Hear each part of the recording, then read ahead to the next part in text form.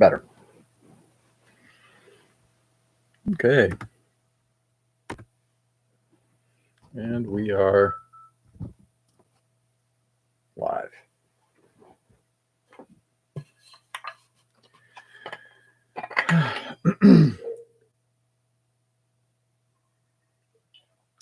Happy Thursday.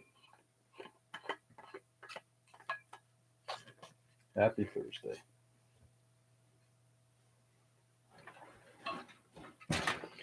I'm not sure how happy the Thursday is, but a happy Thursday.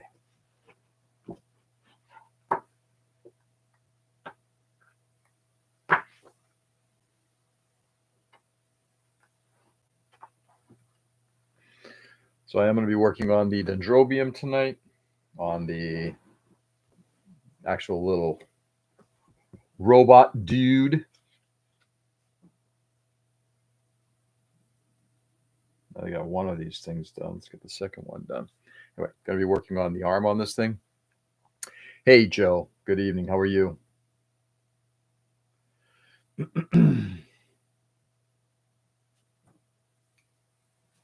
You're almost ready to go on this, which is kind of nice. It'd be nice to get these fucking arms done. These arms have just not been fun. The joint structure on this model has not. It's been just like there's a lot of little pieces and parts. In the end, I guess it looks good, but boy, oh boy, when you think about the amount of effort that goes into putting these things together, then you still look at shit like this real quickly. You see stuff like that, like the interior there. You can actually see, how that's held in place with, a little ball and socket. I mean, that's definitely how the hell do you fix that? And the same with the plating. You can actually see the shin guards. They're just all this emptiness back there. It's like, just gotta plug all that up. Hey, Jonah. Good evening, my friend. How are you? So, as I search for a couple of parts here real quickly, give me 1 second.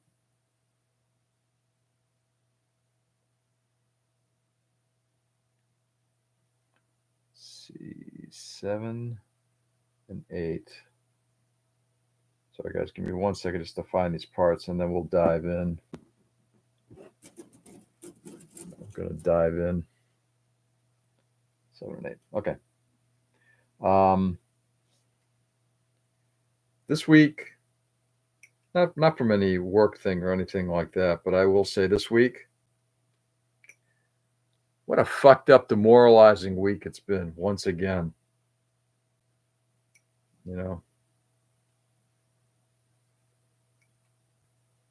I continue to just remain at a loss.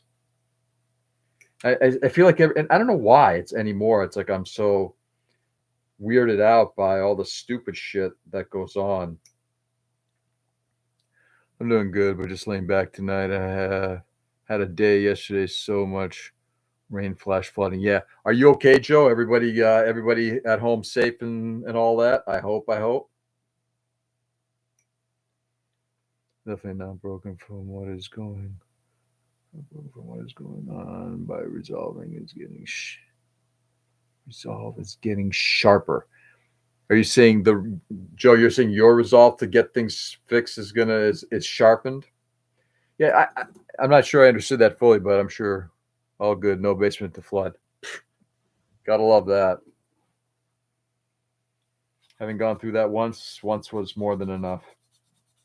Yeah, I keep thinking it's like why do I continue to feel so surprised with all the stuff that keeps happening, and I guess I for many years, those of us on the left end of the spectrum, okay, have always been told, you have no scruples, you have no morals, and we now look at the world, the politics bullshit about result. Yeah, okay, fair enough, Joe. Yeah, the vileness that's in the world right now, and all of it's I guess it's just the way, when you grow up in a certain way. I never grew up in a way that I felt like you got to glorify power, ready to be depressed. Hopefully not too depressed, Peter. But it is. Let's put it this way: it is. It is depressing. Let's. I'm just gonna go on, and I'm not trying to depress, but I think it's also time for. I'm trying to figure out: am I the only one? The people that I know, it's like, we go through our lives on a regular basis, and everything seems to be hunky dory. I can still go to the grocery store and buy my stuff. I can still come home and work on a model. I can still go out and hang out with friends, like I'm going to do with Peter tomorrow night. We can do all of these things, and looming in the background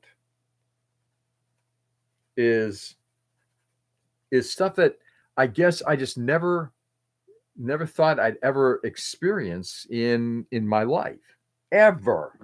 You know, we talked last week about the gerrymandering thing, but it just feels like when I understood that there was a minority of people that were very much into power, and I guess I just never experienced, or never thought I'd be able to experience, a level of a larger group of people who are basically saying, win at any cost. If that means you hurt people, if that means you destroy the foundations of a country, fuck it, it doesn't matter, as long as we're on top. The rest of it doesn't matter. And that is something, I guess, I mean, I certainly never grew up with. Look, you play the game. You win some, you lose some. If you lose, you come back. In a game of politics, as an example, if you're not on top, then try to figure out how you can get your point across so that others can just say, you know what, you're starting to make sense. Rather than going around and basically having to lie to people, having to subvert the order of things, and in particular with like what's going on in Texas with the gerrymandering, but not just Texas, but just in a whole lot of places, to the point where the side of what I always felt was like the side of right is now also thinking of becoming militant, that have taking on that same level of militancy. And what does that ultimately mean for for us as constituents here in this country? I have no idea. You know,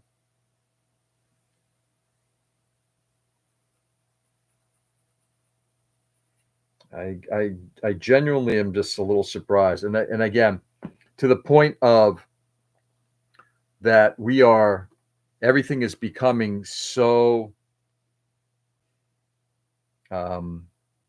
so egregious.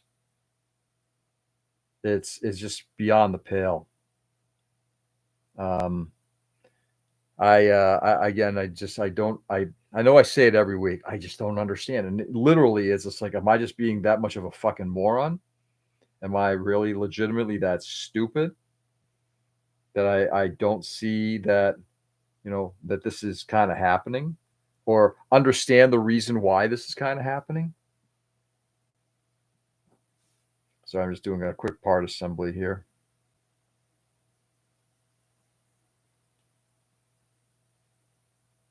There we go. Like I said, it's a an unfortunate situation when victory means more than right. When it doesn't matter if what we're doing is right, as long as what we're doing is victorious. And maybe I'm deluding myself. Maybe there's a whole host of different people out there that believe very strongly that they are in the right, that they believe, I mean, that they don't see beyond what's been, what Kool-Aid they've drunk to be able to see the level of destruction that they're causing. It's like, you understand the stuff that you're doing is absolutely violating not just the Constitution, but the intent of the Constitution.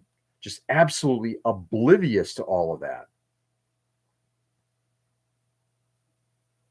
Let's see if I did this right. It did. I seem to have. Yeah, they're matching. That's good. Hey, Nick. Good evening. And that's I guess what I don't understand. It's, you know, the I think this past week, the president coming out and basically saying to, about the gerrymandering in Texas, and literally saying, yeah, we need to restructure this thing so we can get 5 more seats. I cannot imagine how in any democratic society, small d democratic, any democratic society, that is acceptable, that we are creating these pockets and these shapes and all these areas in order to say, I am picking my voters, and by picking them, I'm guaranteed to win.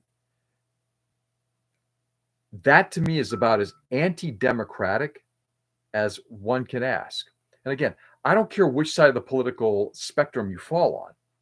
If this is being done by, big D Democrats, it's wrong.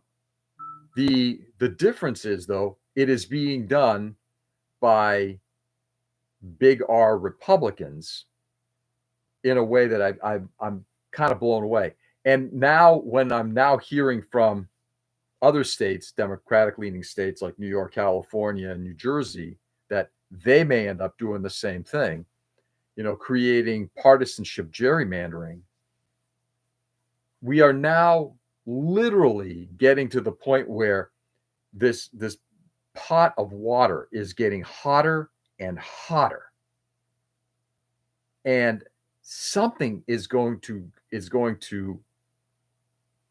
it's not break, it's going to explode, and it's going to be violent. And I guess the question is, especially, and maybe we're almost going back to, like, the old, if anybody's ever watched like any of the old war films, it's like, the common people are the ones out there getting killed in war, and the bigwigs are all sitting back and just kind of steering people in whatever direction they want to go. I almost feel like in politics it's becoming kind of that those in power at the high ends of the political spectrum, and in particular inside of the White House, that they're steering all of this and they're fomenting all of this, and it likely will not impact them, but it sure as fuck is going to impact us down here at this level. That if you're inciting that kind of level of hatred and violence, and let's be honest, particularly the words coming out of the White House, the regime, it's hatred. It is hatred for the other. If you are not on board, you're not their version of being American, you're the other. And they are going after it. And at some point, everybody's going to arm up, whatever that means. I'm not talking about necessarily with rifles and that kind of stuff, but that could be the direction too. It's kind of why I unplug. When you realize we're all being used as tools, why let yourself be used?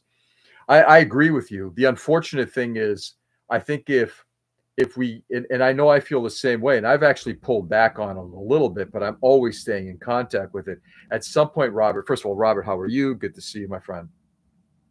At some point, though, if you completely dissociate yourself from it, and you're living in, and I'm not saying that you are, but if one is living in a world of oblivion where they're not paying attention to what's going on. It's you're going to get caught into it. That I think is the mistake that they want you to be just as angry as them and their supporters. They want their supporters angry at everyone else. Yes, and again, if we bring back the anger, but I think we have to certainly stay in tune. And again, it's one of the I'm having sort of an if anybody has ever read Isaac Asimov, or if you've ever read or watched the film 2001, the whole issue of I'm kind of feeling like this. We've been programmed to be I guess good, for lack of a better term, to do right and to do good. And when I hear the counter to what's going on in Texas and in North Carolina and in Ohio, with California, New York, and New Jersey coming out and saying, if you do that gerrymandering shit, we're going to do it. All you're doing is you're arming up. When I hear that, my reaction is that's wrong. And at the same time, does it need to be done in order to preserve democracy? You're literally fucking democracy in order to preserve democracy. And that shit scares me. But at the same time, I can't turn a blind eye to it, because I think it's important for us to stay in tune, if for nothing else than for self-preservation. I don't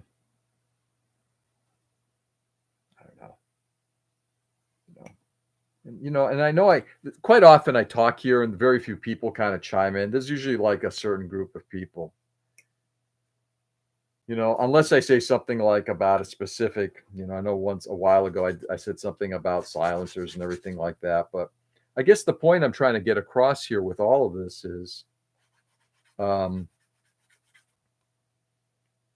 much of this are people who are watching this? Is anybody like, I'm totally okay with everything that's going on right now? And by the way, just so you guys know, if anybody is okay with this direction that this country is going in, I'm not here to rip into you. I would like to see, maybe I'm just trying to have an understanding of what makes all of this okay. Genuinely, I don't know what makes this okay. What makes treating any human being like they're garbage, like you don't belong. You're subhuman, and therefore we have to extricate you from society. What makes it that if you are financially doing well, you therefore deserve more, and if you're financially less good, you don't deserve anything? That we're a government, we're setting up this financial system within our government that says those who are doing well are going to get more benefits than those who are hurting, which is like the antithesis of everything we've either tried to do, certainly how I've been brought up, and how I've been brought up to believe that our country was formed. Like I see the destruction of our health system, the destruction of our economy, our ecology, the environment. I see the destruction in our labor. Reading the statistics recently about what's going on with automakers, as an example, American automakers, they're losing money because they are sourcing materials from other countries, and that's impacting the bottom line. So of course the thought is, well, manufacture it here. You can't do that overnight. So once again, when you're seeing this level of destruction, and what does that mean for people working at these places? Well, U.S. auto workers getting what they voted for. I'd like to think that the United Auto Workers didn't, but at the same time, Robert, if I may, and this is something I've been trying to also to be trying to be a little bit more understanding of. I think that there are legitimately people who voted for this regime that's in place now, thinking that it's they've been told enough high level stuff that we're going to do something that's going to make it better because they've seen the aggressiveness in how somebody presents themselves. But since there was no substance put out on how this is going to happen, I genuinely believe they largely went for Trump. Yeah, I believe though, and how do I say this without sounding like an elitist? When you have a really, really good snake oil salesman and you are not educated enough or understand enough about, when somebody says something that, what, let me read into this. And there isn't the introspection to study what's going on, or taking the time to, to become, as we used to think it was a good thing, and now it's not. When you become an educated voter, when you educate yourself on the issues, like if somebody says to me, I don't care which party you're from, but if somebody says to me, I got a plan that's going to cut millions of dollars from, we're going to give you back all your money for taxes. My first thought is, okay, how are you doing that? I question that. I don't care which side it comes from politically. But right now, we've been sold such a massive bill of goods. And by saying that, I mean that I don't think that people who voted for Trump in general fully understood what's going on. Now, is that part on them? Sure. But I'm not going to vilify them because I think they don't understand the macroeconomics that are done to create the situation with automakers. Because the assumption is if you charge a tariff to charge it for a car that's going to cost more to import and our stuff is going to be cheaper, that's great, until you start looking at where's your sourcing coming from, what are the different tariff rates that are going to be going out there. It could be that, yeah, you're charging the automaker, the foreign automaker more, but yours just went up significantly because of the cost of your parts. When you start creating the international tensions between countries, and now there's the retaliation stuff going on again, and then it's like the one-upmanship. Well, if you're going to tariff me more, I'm going to tariff you more. And not understanding tariffs. Hey, Ken, good evening. Tariffs are not a tax that's imposed on foreign countries. And after 8 years of watching the dude, if you don't realize he's got no substance after the COVID debacle, kind of on them. Yeah, I don't agree with that, because I think that there were people in place in his first term that try to, let's pull it back. Let's pull it back. Whereas the people who are in place now are like, fuck yeah, go forward, go forward. And they're pushing an agenda that I don't think most Americans understood. Yep, what I say to those people is go find a made in the USA toaster. I'll die waiting. Yeah. Oh hell yeah. How are those American made MAGA hats, huh? Funny enough. But anyway, hold on a second, guys. Going like this. There we go. Snap. I will say the arm's kind of cool. But yeah, the issue is the mistake that was made is the assumption that, oh, we can just make things in America. You can't do that overnight. And even if you could start making stuff in America, why do you think shirts started moving to overseas for manufacturing? Because it became cheaper. Now you bring it over here. Why is that $10 shirt not costing me $25?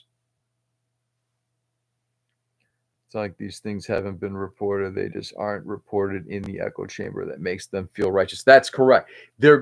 If you're in the echo chamber, you're not hearing everything from the outside world. But I also think that we have become a consumptive society, meaning that as long as I can consume whatever you're feeding me, it's okay.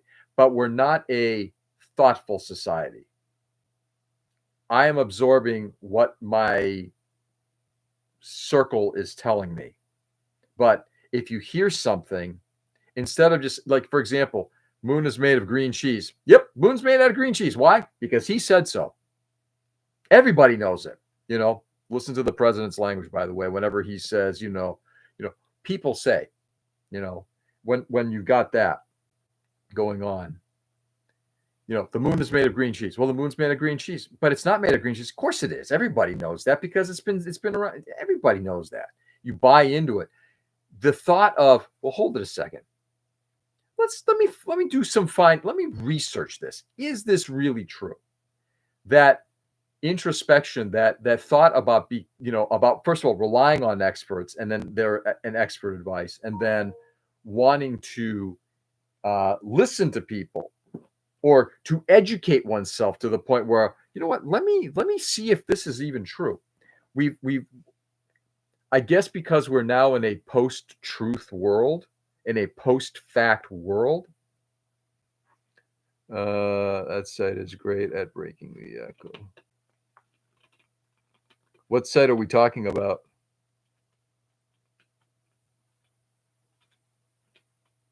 What site are we talking about, Robert? The issue is that we now have, and I don't like to do this, but I guess I kind of feel like I almost have to in some ways. And maybe this is where George starts kind of dipping away from being kind and has to just get into the nasty. And by nasty, I mean is Americans are dumb. They're dumb as fucking posts. I don't put myself on any pedestal as being a genius. I'm not. But the one thing I am is skeptical, and my reaction when I'm skeptical is, I need to find out about this. If somebody says something, and the number of times I've listened to this stuff on, Midas Touch, Brian Taylor Cohen, whoever, everything, my first reaction is, let's look into this, do a little research. And when I do research, I'm not going to CNN. I'm not going to Fox. I am going to legitimate sources. And I know legitimate normally means things like what's been studied maybe at papers put out at universities. I know universities are now, again, we don't want to look at places like that, like thoughtful think tanks, and coming up with, where's the research coming from? Organizations, nonpartisan organizations, and the research that they've done. We don't take those things seriously. Hey, Light, how are you? Do a search for that URL. It breaks news topics. Things have been reported. It is a report in the echo chamber that makes them feel right. That site is great at breaking echo chambers. Yeah, Robert, forgive me, as well as the factuality of the reporting. Robert, forgive me. Maybe I missed it. What site are you mentioning? I'm assuming it's Ground Truth, but let me know.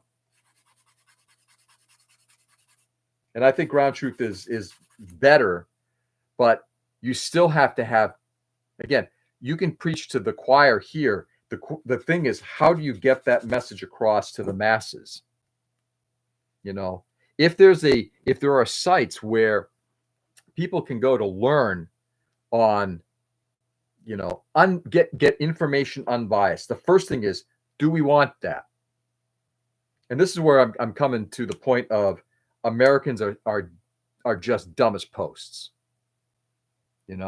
Because does the average American, sorry, looking for my water bottle, does the average American want to spend the time learning about, I'm okay, but the state of the world is concerning and needs prayer and action for improvement? Where to start? Wow, it's overwhelming. Yeah, Light, it is overwhelming. It really is. And that's kind of how I felt earlier today. because I'm starting to see that there may not be an out to how this is going to get better until it becomes something that's violent. And I'm praying to God that it is not going to do that. But I think the first thing is that reading Tom Nichols' The Death of Expertise, and I know I've brought this book up many, many times. People don't want to be smart anymore. There is more glory, there's more panache in being a fucking idiot. You know, I would rather be, a common guy, just be an idiot. You know, why do I need to educate myself? I watch Fox. It tells me everything I need to know. It's like, yeah, but when you're getting your news from a source like that, or CNN, or God, even the New York Times, I don't care. If you're getting something from someplace, how are you going to find out if it's actually true? But just as importantly, we would rather be distracted by Love Island, whatever fucking TV show, sporting event is on. And look, and I'm guilty of it too. Do I watch TV? Of course. Do I watch TV in order to kind of decompress from the day? Of course I do. But we would rather go to NASCAR events, watch a football game, watch these idiotic TV shows, these mind-numbingly stupid television shows. And I for the life of me, I cannot, I can't. The Real Housewives, stuff like that. We'd rather watch this stuff that absolutely turns this into goo. And we're more vested in what's going on there than it is in, okay, so the big, beautiful bill. Love it, hate it. I've got my opinion, but that's not the point. More vested in the Real Housewives and in who's going to be racing next week in NASCAR than we are in, all right, this thing is impacting me directly. What's in it for me? What's good? What's not?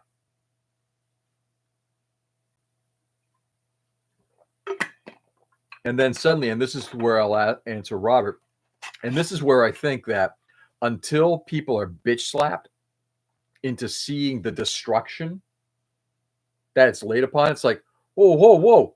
What do you mean I'm losing my federal job? Whoa, whoa, whoa, whoa. What do you mean I'm losing my VA benefits? Whoa, whoa, whoa, whoa, whoa. What do you mean I'm losing my Medicare and Medicaid? Whoa, whoa. When did this happen? The playbook was out there, and people, again, just weren't interested in following up on it. People don't pay attention, and they feel impacts, and they don't know who to blame. Yeah, exactly, Robert. And that's part of, I think, the plan as well. My feeling, call it a conspiracy theory, whatever you want, but my feeling is that is part of the plan. You totally undercut, kneecap everybody, and now suddenly they're in that place where now the people who did the kneecapping can say, oh yeah, they did it over there. And the mentally weak, and again, I'm sorry for saying it this way, are going to be like, you're right. Because we don't want to look into what is right. My parents always, let me read a couple of these things and I'll get back to my parents. There are still many people who distort their recollection of the video to justify it. If it's not racism, it's just plainly against innocent people. Where's truth? Agreed. Yeah, like I agree with you completely. Context is something that I think we're not good at. It's like, well, I heard that. Well, you read 2 sentences. What's the full context? You watch part of a video of an interview. Where's the full context? That's how I'm mad at Biden a few years ago because Roe v. Wade was overturned. They were a Trump supporter. Yeah, I have really no sympathy there anymore. I'm burnt out on it. Yeah, I understand the burnout, but And I think that's part of the game. It's the distraction game. It's just like continue to pummel people and beat them up and just hit them so hard. And it's and people are just like, okay, I give up. In fact, this week, if I heard correctly, I need to verify the source. My understanding is that Harvard capitulated.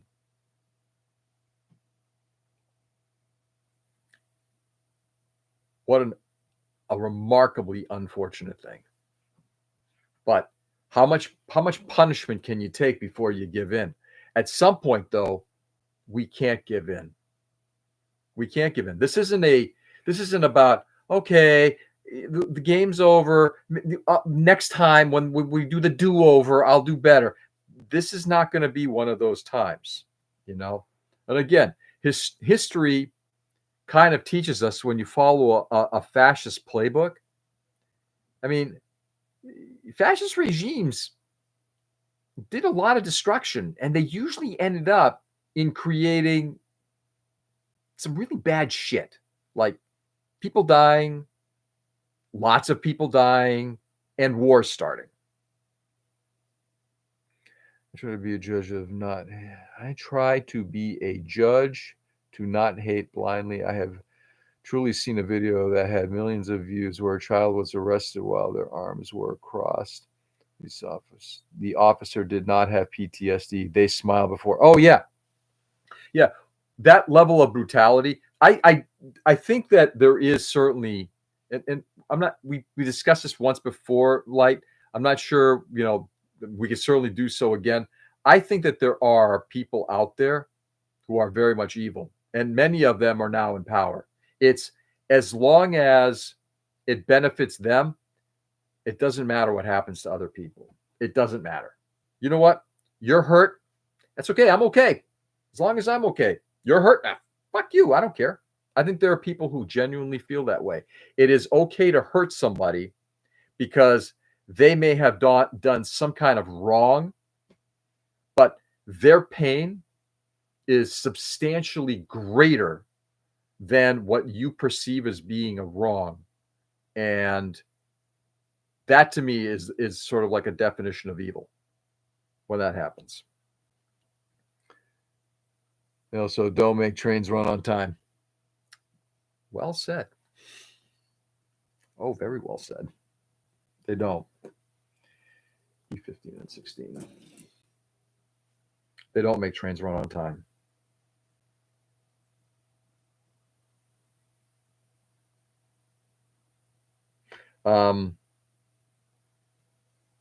But we are I'm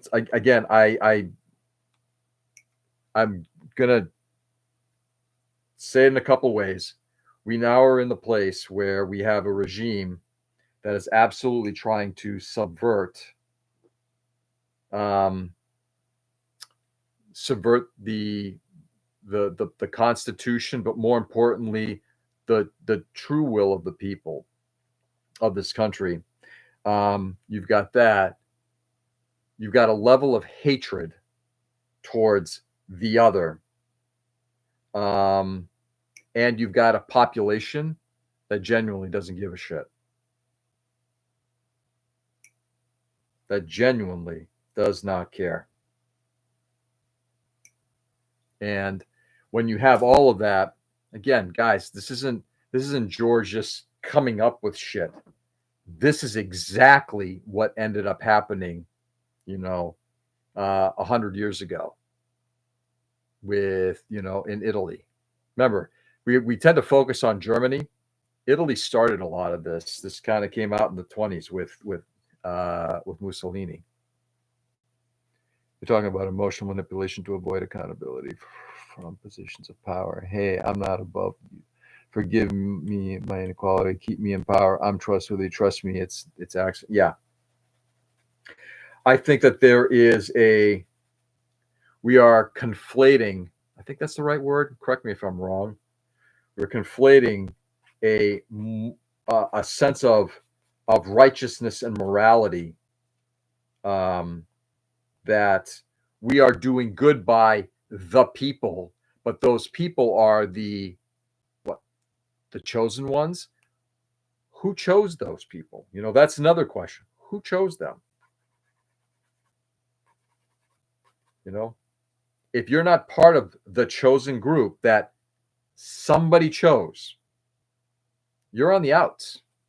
And therefore, you're not worthy of being saved or me caring about how you do.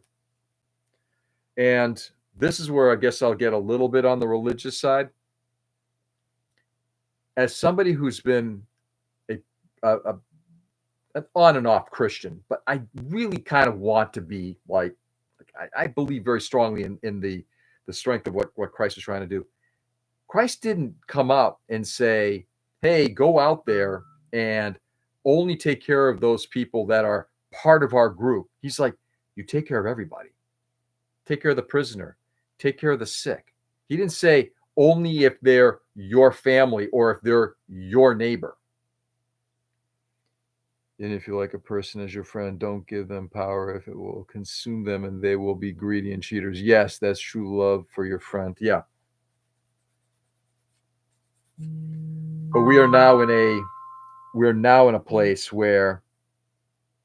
um, where you are the foundation of this country. We got a bunch of people out there saying, well, we're a Christian nation. It's like, this isn't a Christian nation if you're going to be taking that kind of an approach of, get rid of people who aren't us. You got that.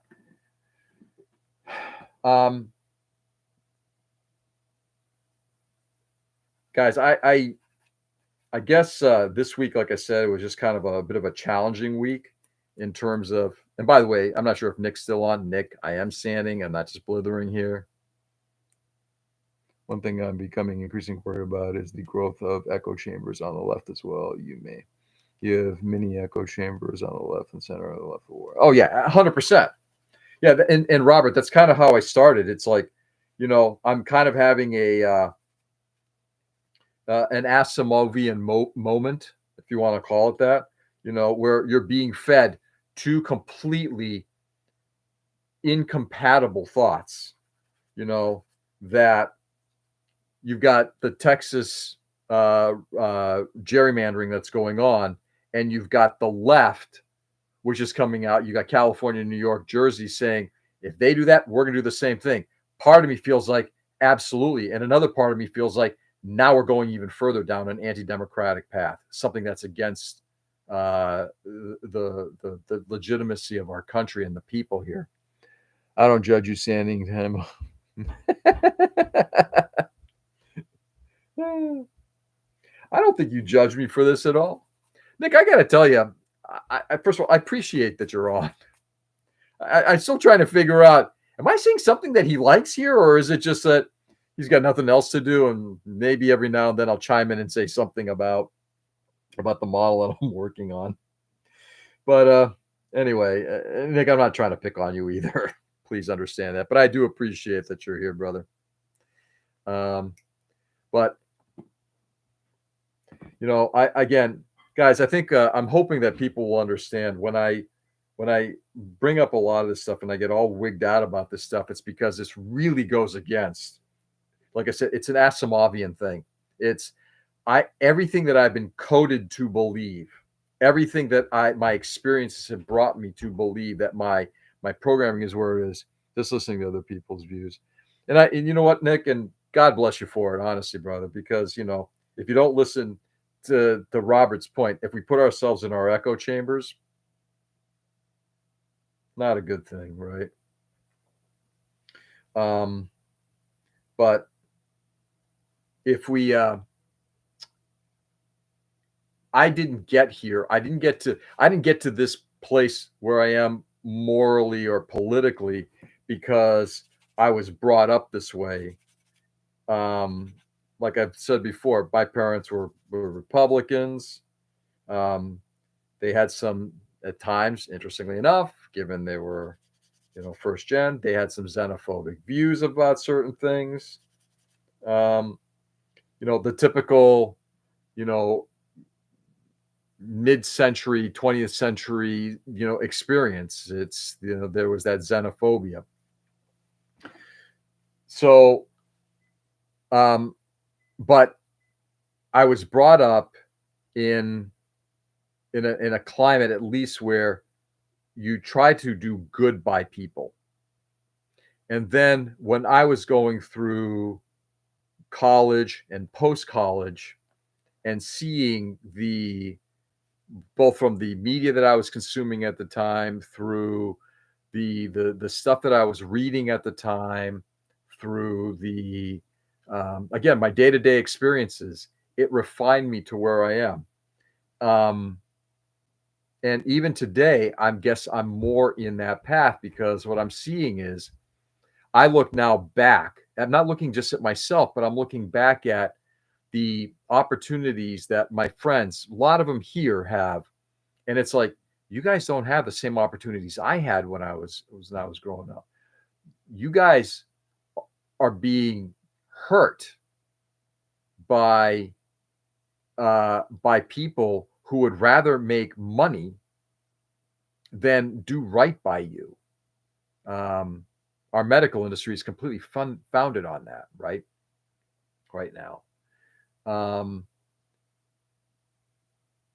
when I looked at, you know, that we're seeing people making so many times more money every year, more and more times more money than you and I will ever make. And then those of us who are in a middle class place, I'm theoretically middle class, and I got to tell you, it's still sometimes paycheck to paycheck, you know, given the economics of what we got going on. So when I see all of that, and then I'm being told, I'm looking out after your interests, and every time I say okay, I turn my back and there's a knife in my back. You know, hey, I promise you I'm going to take care of what's going on in the Ukraine. Stab. Hey, I promise I'm going to take care of you and your family with lowering medication. Stab. All of these things that have been happening. Um, I feel like I'm being lied to. So I have my core philosophy, my upbringing, my the way I've gone through life and seen things, the way um, my Christian belief system, all of that stuff, and it is completely looking at the world right now and what I'm seeing people are trying to do in the name of good governance and in the name of my faith, and it's like these are not on the same page. They're not on the same page. Having an echo chamber is having people just agree with you blindly out of sympathy. No one needs an echo chamber. It's definitely not support. No, it's not. Echo chambers are absolutely evil, like 100%. They're so wrong in so many different ways.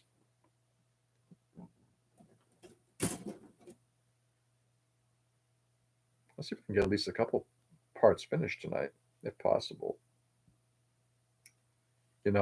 But I'm gonna, like I said, and I'm not trying to be cruel to people, to anybody, but I do think that there was I remember my family at one point saying, kind of like, even like echoing a little bit about what Robert was saying. It's like, well, you got what you deserve.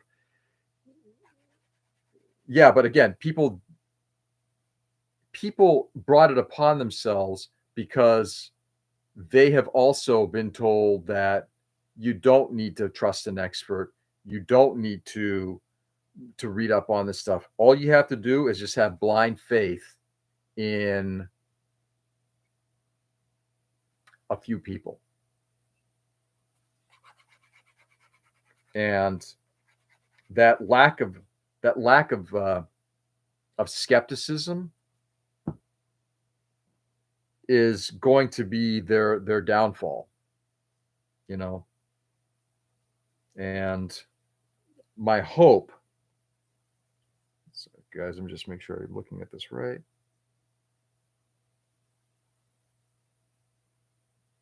Assuming that's right. Sure. My hope is people actually do start to wake up at some point and do realize that um, you have to take ownership. as sorry, I got a little diverted. One of the things we used to talk about is, um, I can't believe these people voted the way they did. They voted because of the way they've always been brought up. But we don't have an educated electorate anymore. We don't have educated people. This is part of the statement I was making earlier. People aren't wanting to understand what it is that they're voting for. In fact, as much as I've appreciated hearing from a lot of the Democrats recently that are going to be running for some of these offices this year and next year, I'm also hearing to the point that sorry guys, I feel like I got something on my eye, like a hair, an eyelash. I am hearing as well, the same talking points of, well, they made these promises and they're not keeping them. They made that promise. It's like, that's great. What are you doing about it? If there's one thing I can continue to say, and we're getting to the point where I'm coming to the end, and I'm going to try to be a little bit more positive. But when you've got people like Zohan Mamdani, Bernie Sanders, and in particular like Bernie Sanders, who for years has been saying we need to fundamentally change it in this way, the system in this way. When you've got somebody who comes out and is like, do you have a plan? Yes. Here is my plan in a nutshell. Do you want details? I'll provide you the details. And then they don't get viewed positively, right? Instead, you have people who come out and are just like, our borders suck and people are coming in and providing misinformation, saying things are just wrong. We need to fix what's wrong. Okay, what's your plan? People who follow me, particularly in the morning, understand how frustrated I am at work. And part of the reason is it's something that my wife and I talk about an awful lot because, and I'm going to just say it the way it is. My wife is a remarkably intelligent person, much smarter than I am. But she and I frequently have conversations about the stupid people we work for who have no problem in saying, yeah, I wouldn't have done it that way. Or yeah, that's not right. Now that's wrong. Okay, that's wrong. What's right? Yeah, you just kind of tweak it out a little bit this way.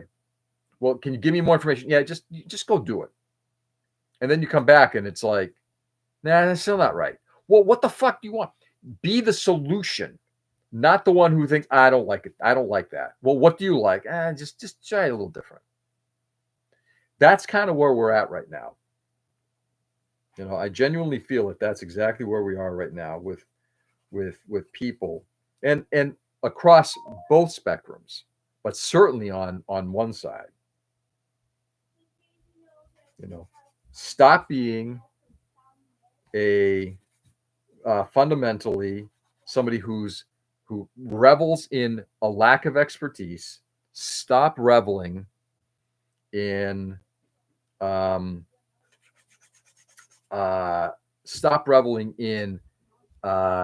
following people blindly, and stop vilifying people who kind of get it, and be part of the solution. Okay, not the, oh yeah, that sucks. Okay, what do you do about it? I don't know. That just sucks. I don't like that. Okay, what are you going to do about it? Every nation gets the government it deserves. In a democracy, people get the leaders they deserve. Yeah, agreed. The leaders they deserve.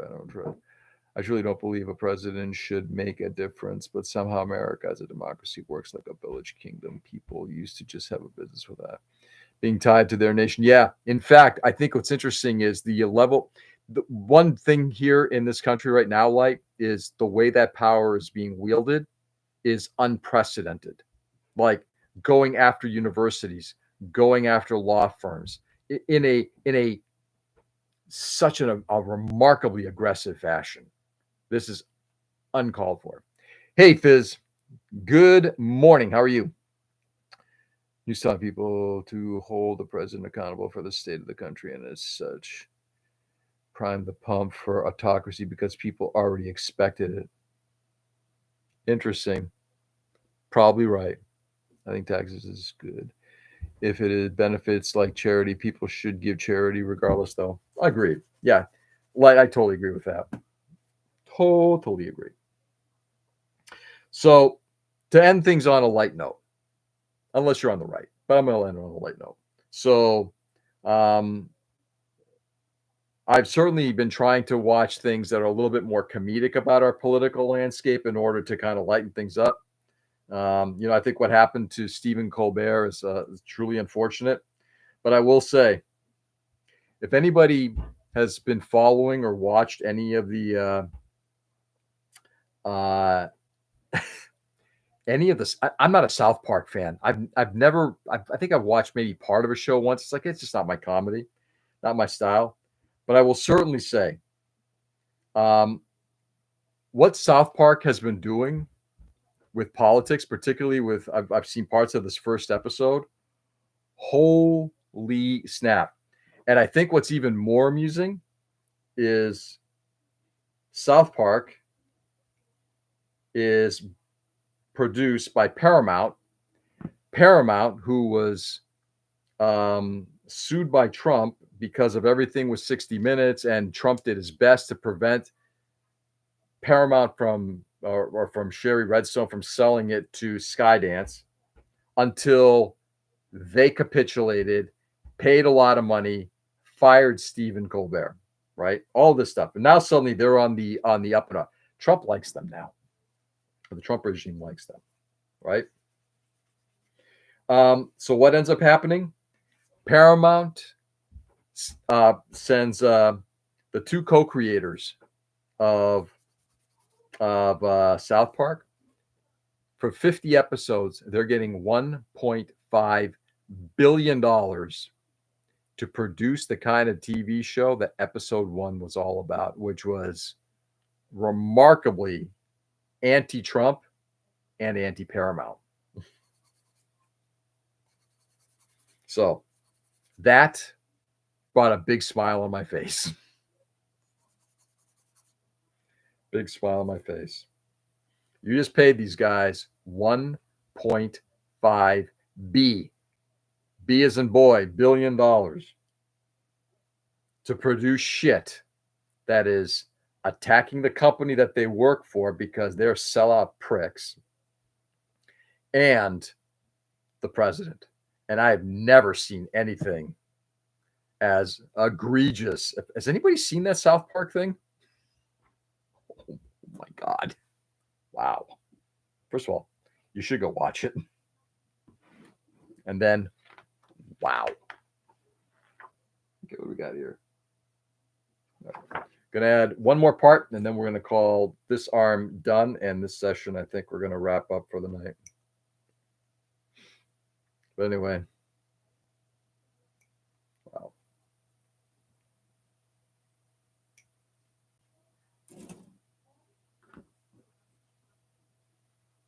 So maybe that's kind of what we need to do is we need to laugh at a lot of this politics stuff a little bit more. Maybe that'll help out. It's been helping me out a little bit more.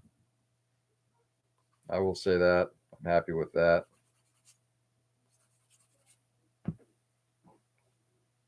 And with that, let's slide this part on.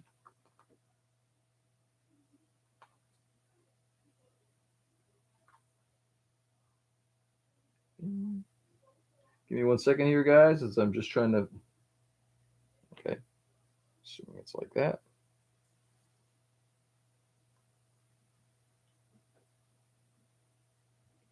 Like that. There we go. I don't believe there will be anarchy if every person cares about their family and keeps good values. Yeah, I think the mistake there, unfortunately, is Light, that we need more people like you. And I think we have too few of them. And I don't think they're going to change to become like you. That's the unfortunate thing.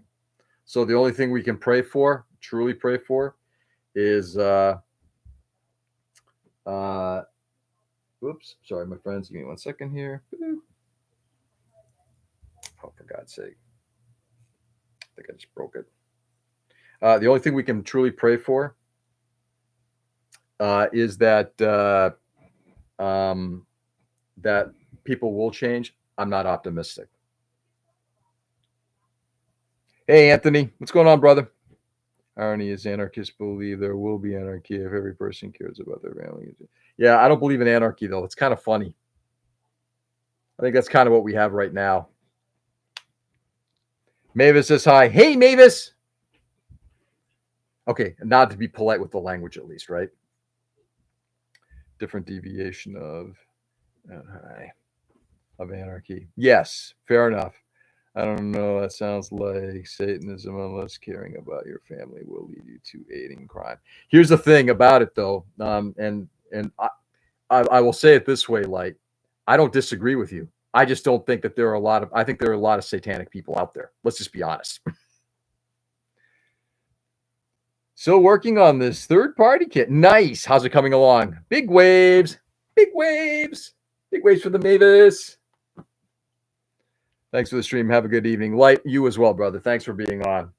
And I think, am I even close on this? I can't even tell right now. Bang.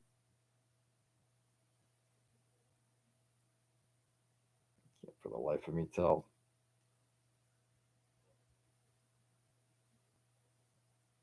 Maybe it's like that. I can find out. No, it has to be like that. There we go. Okay. All right. So we got the majority of an arm put together for tonight. And with that, we're going to call it a session. It is coming along great. I just had a friend stop by and hang out for a few hours, so I'm just getting back to building. Nice. It's always nice to have friends hang out for a while. So, all right, my friends. I'm going to call it a night myself. So, first of all, thank you, everybody, for hearing me out. I know this is a little bit different. Later, Geo fellas.